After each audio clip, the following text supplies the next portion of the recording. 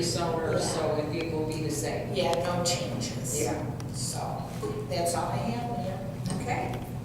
Well, now we'll move on to the mayor's report. And first, I'd like to wish everybody a Happy New Year. Welcome to 2015 in Hainesville. I'm happy to report it was a pretty quiet holiday season.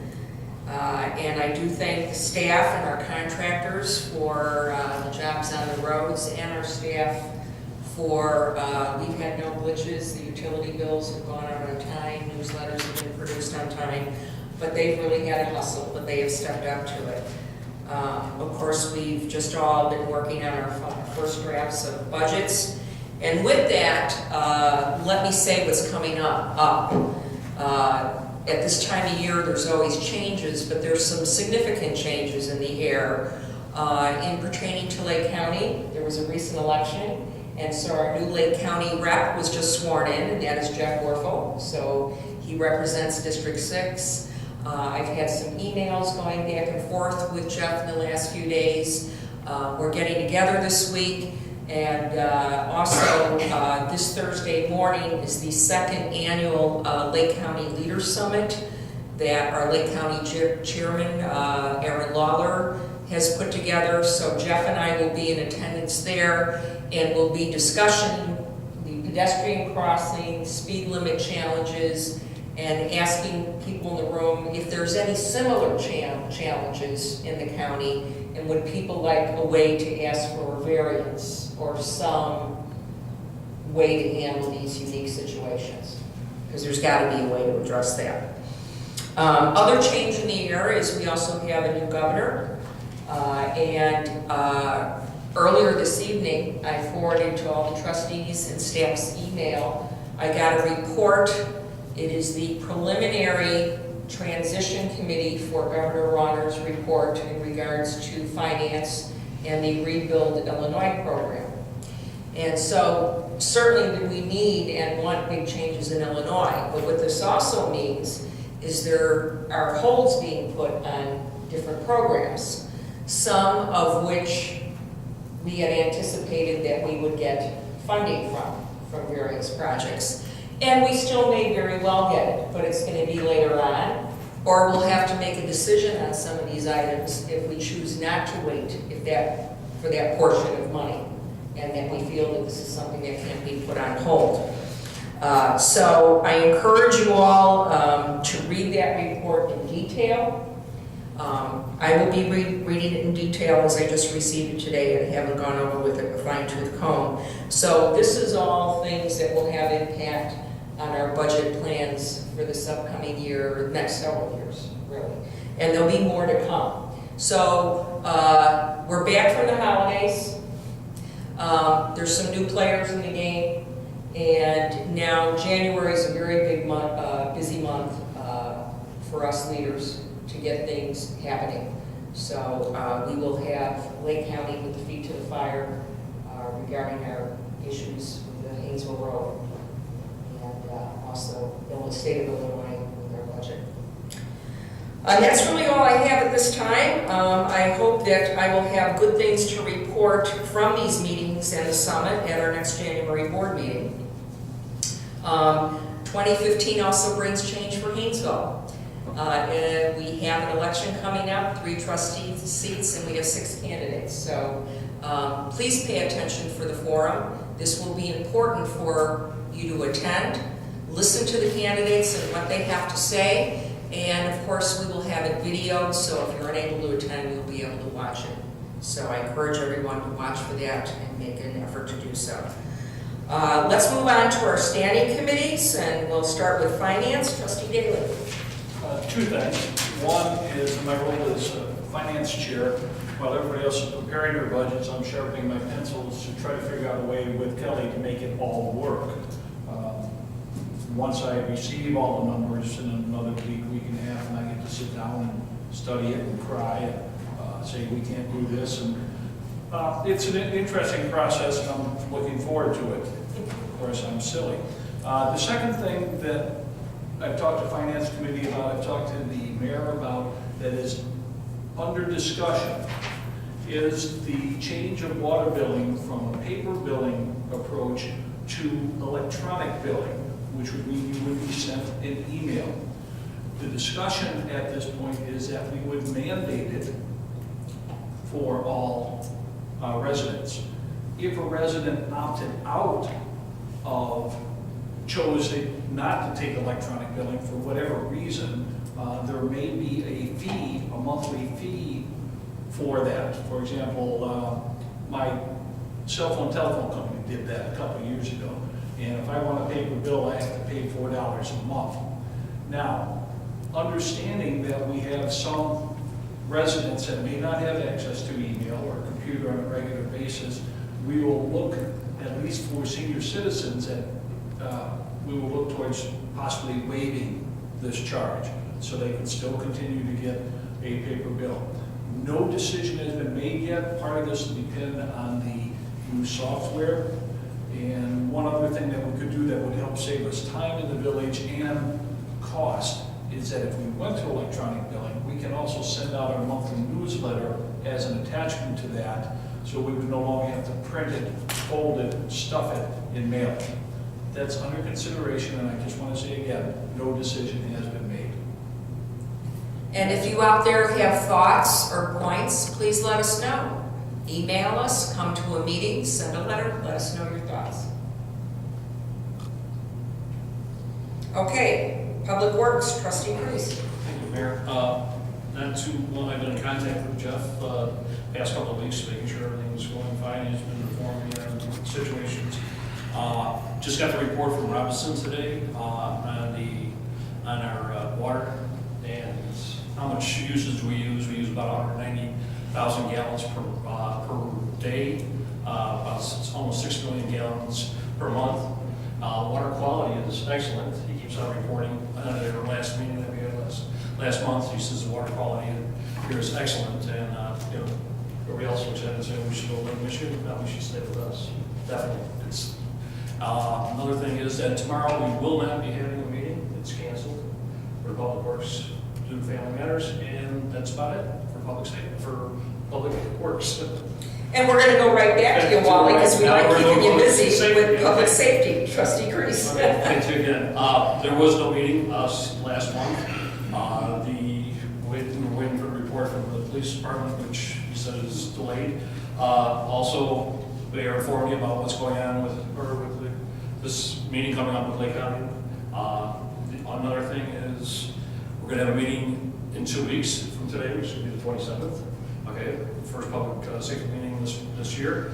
Another thing is, you know, and I read this a couple of weeks ago, and about ponds. You know, all these, you know, we have a lot of ponds by us. A lot of them might be fed, you know, from runoff or whatever else. That doesn't make them safe.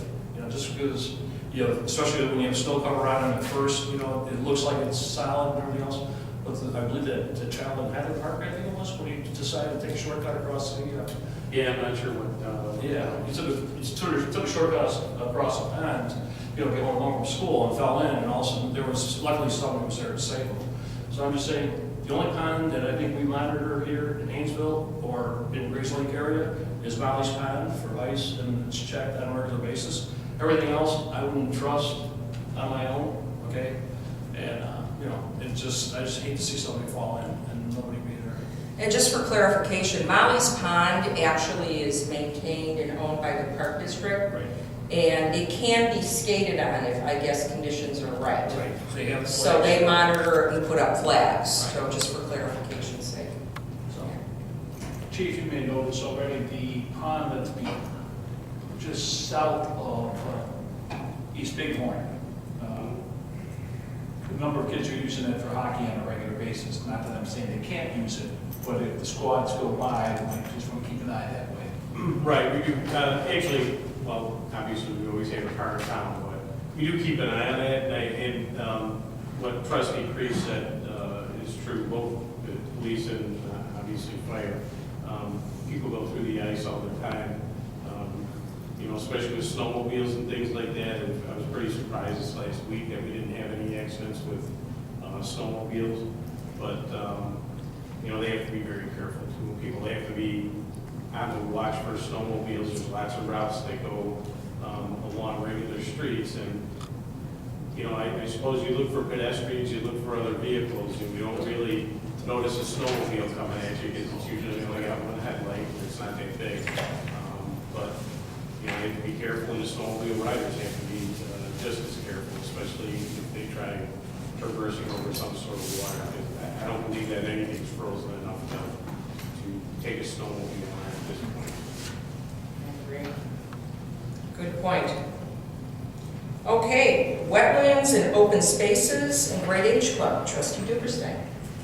Well, we've talked about the 5-year plan enough, so I think that's taken care of. As far as we have over 20 ponds in the village, and with a few exceptions, if somebody fell in, they would just have to get themselves standing up again and walk up. But there are some that are deep, so we do have to be careful. We had an interesting Great Age Club meeting this month. We had representatives from an organization called Family Service. They're a nonprofit organization, and they provide counseling for seniors in their own home. They have it in English and in Spanish. It's available in both. They have grief counseling, caregivers counseling. They have support groups, and they're a good resource if you have some questions. They may not have that service, but they would find out and let you know where you could get the service. I did give some literature to the staff here, so I think there's going to be a link on the website, but there's also literature so that people can get the information and contact them if they need something. It's primarily for seniors. There's no charge to the individual. If you have insurance, the insurance will cover whatever, but there's no out-of-pocket expense for the individual at all. They have a grant that covers that. Wonderful. Where do they operate at? Their main office is in Highland Park. Thank you. They're members of BES. Okay, good to know. Broadcast Media Manager, Trustee Darrenowski. Well, I have to say I'm pretty actually happy with, considering the time of the year. We actually had seven views of the previous meetings on our website, which shocked me because I really expected it to be much lower than that, just because of the holidays. And I'm happy to see that the average time watched was 32 minutes, so most of the meetings. So pretty happy with that. And everything else is just the budget and trying to get ready for some new changes for Hainesville next year. Okay, great. Thank you, John. Of course, Trustee Barrett is not here on transportation. I will tell you that Thursday they're starting to remove the bridge up by 83 on Rollins. We have that information on our website. I always also recommend you go to the Lake County Passage link to see the latest and greatest of what's going on up there. Weather can change things. But it's an amazing project, considering everything they've handled it well. So with that, we'll move on to business. First item up is a motion to ratify approval for the mayor to authorize the order commitment for BS&A Financial Suite Management Software, subject to contract approval not to exceed $50,000. So moved. Second. Roll call. Trustees Darrenowski, Aye. Kreese, Aye. Duberstein, Aye. Daley, Aye. and Hein. Aye. Motion carried. Next item is a motion to approve the proposal and licensing agreement for BS&A Software Net programs for $47,385. So moved. Second. Any discussion? Roll call. Trustees Darrenowski, Aye. Kreese, Aye. Duberstein, Aye. Daley, Aye. and Hein. Aye. Motion carried. Clarification on that. The 50,000 was the pre-approval that we talked on the phone about. The 47,000 is the actual cost. Right. So we're not spending $97,000. We're spending $47,000. Correct. Why, I guess I'm confused. And why did we have to have both of those votes? This one's red. Because you're ratifying. Oh. I did a phone poll, Oh, because there was no, Oh, okay. and you're ratifying that action. Yeah, okay. Okay? Got it. Okay. Number 3 is a motion to approve the support agreement for BSNA software, net programs, annual fee locked in for 3 years for $3,450 annually. So moved. Second. Any discussion?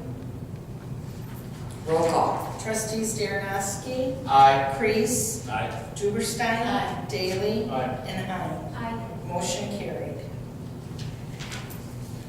And last business item is an ordinance amending the Village of Hainesville Municipal Code and establishing zoning regulations for medical cannabis dispensaries and cultivation centers.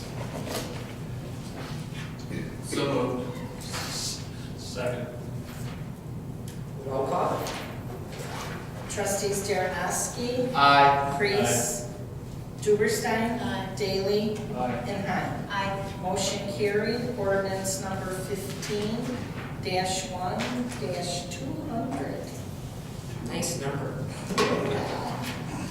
Motion for adjournment. So moved.